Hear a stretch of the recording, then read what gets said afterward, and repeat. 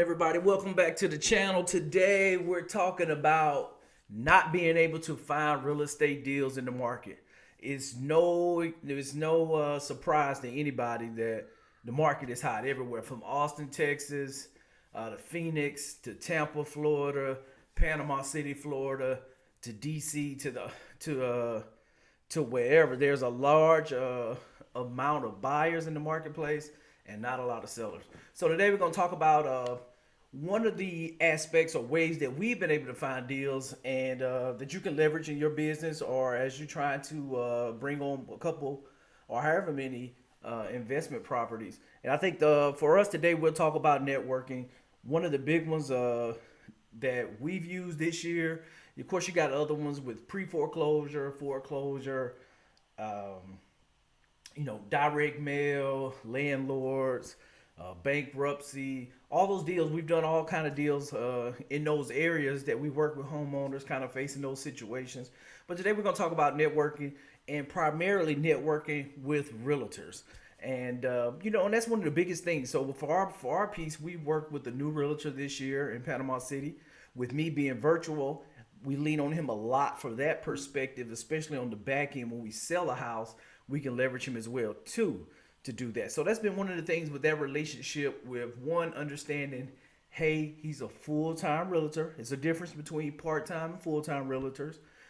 There's the ability to be all in on the job, consistently calling people, outdoor knocking, out hanging flyers on the doorknobs, interacting with other sellers in the market, talking to other agents. So there's a lot of things that go on behind the scenes. Whereas if you're dealing with a part-time realtor, they just don't have the time to do it. And I'm gonna shoot some more content just for my part-time realtors on ways they can maximize their business as well too, by maybe working with investors or focusing on being an investor themselves. I think there's an opportunity to maximize that part-timeness with being a realtor and being able to get deals in this market. So number one, today's video is about working with realtors and finding a great realtor to put on your team. Focus on the investors with reaching out to a realtor and understanding, hey, it's full-time realtor that's been seasoned. If you can find some that haven't been seasoned in your market, but it's good to have somebody with historical knowledge of the market, where the trends are going. They understand the jobs market that's coming in. You should know that too. But if you have a good realtor in your team, they'll keep you, especially if you're not living in the area, they can keep you abreast of what the Chamber of Commerce is doing, what businesses are opening their doors in the area, who's expanding, who's buying land, who's building what elsewhere. Give you some of the insight into building permits that have been pulled, all that kind of data. Whereas that you have full-time people that's been seasoned, they know all these things and they know to look for all these things, and they can help you be successful with bringing deals. One of the things our realtor did, he was able to work directly with another realtor that had a distressed property coming on the market.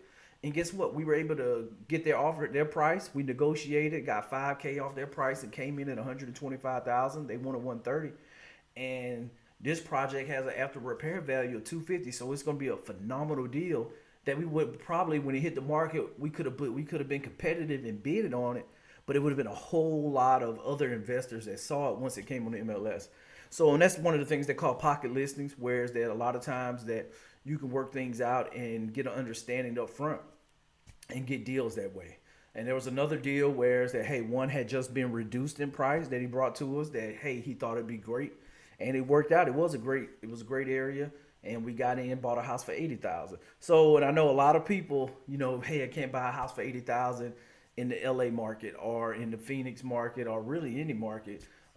Just a few where you can get prices that low, but that's one of our niches. We focus on starter homes, first home buyer type of properties that we renovate.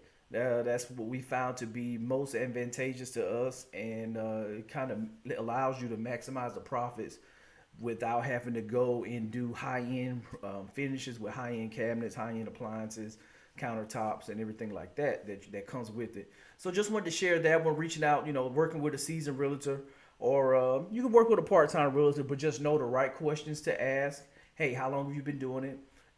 What is your unique superpower, I call it, to get deals in the market? And ask them, because they should be thinking about those things. And I think ask them, hey, what is the days on market? that you're seeing in our area? What's the hottest zip code that you see with the lowest days on market? If they're not digging into the data and understanding, hey, what's our median home price in this area? How does it change between zip codes? What zip code do you think we should focus? All of those are questions that you should ask the realtor just to make sure that they have a good grasp of what's going on in your market. Because if they don't know, then it's going to hurt you and you're going to be searching for deals and not able to find deals. So that's one of the ways we wanted to talk about, and just let people know who can't find deals right now in the market. One thing they can do is leverage a great realtor that's a full-time realtor. And if they've been doing it for a while, they may not have the bandwidth to work with you, especially if they're a broker, but they may have younger realtors who they are training that can help you. So there's still some advantages by finding a seasoned realtor. And the places that you can find these guys and gals are, REIA meetups, open houses. How about you just go around to a couple open houses and work those, get cards, and just talk with realtors is a great way. And then just stopping by the brokerage. Hey, they got an office here on 123 Main Street. Just stop in, introduce yourself, let them know what you're looking for, and they'll keep you in mind. And so that's one of the biggest things that I think you can do by leveraging network with anything that you're doing business and being able to scale is by leveraging more people's time. Whereas that, you're talking with multiple realtors that, hey, they bring you a deal, then boom, you take it down. And you have one that say, hey, I'm gonna bring you everything I got, then that's perfect. That works, and you work out an agreement. Right now with our realtor, we have a 5% agreement on the commission, whereas that we're buying on the front end and he's selling on the back end, so it works out very, very well for him. So those are type of things that we can talk a little bit about the negotiation on the commission and making sure it's beneficial for both sides. And I think you'll be in a good place. So that's today's video: networking, working with realtors to bring in deals. I know it's hard to find deals in the market. Make sure that you guys are staying on top of it. Don't give up. Don't give in to the mindset that there's a scarcity. There's not a scarcity. There's plenty of people out here that have houses that they want to sell. You just got to find them, and you just got to get in front of them. And having a realtor calling and doing those things, that's just one way.